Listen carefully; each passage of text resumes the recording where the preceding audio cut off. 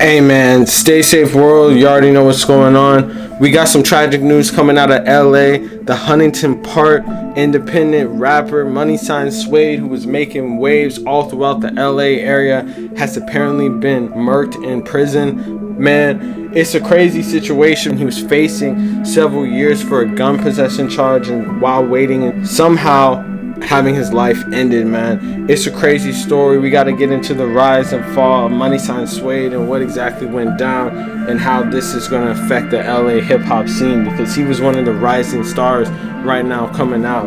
Let's get into it right now, but before we do, I'm going to need you to like, comment, subscribe. We're going to run up this video. Make sure y'all check out the merch, link in the description at staysafeworld.com. You already know.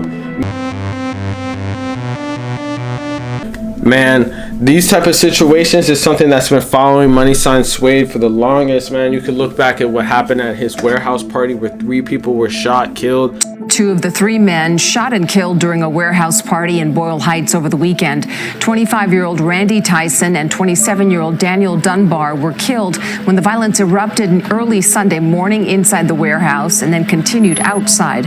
4 others were injured, including one who remains in critical condition. The shooting took place at a party that featured Huntington Park rapper Moneysign Suede. In this whole situation at one of his shows, a lot of people were attributing it to a beef that he had, and he was a big name in the area and had a lot of pressure and a lot of different beefs, just being who he was and where he was from. And just as a rapper in LA, it seems like, you know, they're all at a target. Like, very few rappers that sort of expand and get to big levels ever really survive. It seems like all the rappers from LA either crash out and go to jail, or something bad like them getting killed happens. But this is the first time that we've seen in a while a rapper actually getting killed in the incarceration system.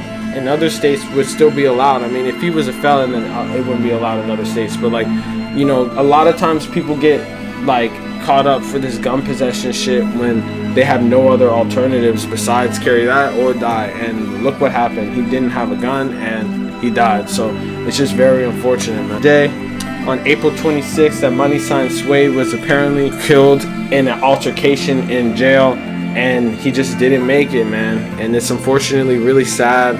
You don't really see that many high profile like artists get killed while in jail, but you know, a lot of people within the system as a whole end up not really even making it. A lot of people get killed for some like BS situations, just for being in the wrong place at the wrong time, or just being in that situation in the first place. I mean, we reported a couple months ago that he basically was locked up and was facing up to 4 years for a gun possession charge, man. And that just had him in this holding purgatory type of situation where we didn't know what his career was going to happen after he got out. But it's so sad now because he's not even going to get out. The only way he's getting out is in a box, man. And it's messed up. He was coming up from the Huntington Park neighborhood and had a lot of comparisons to Kodak, but he was definitely a unique sound in the LA area. I was definitely actually liking his music, and I knew a lot of people that really actually played his music. He was super big in the Mexican scene because he was like one of the real Mexican rappers basically coming out right now.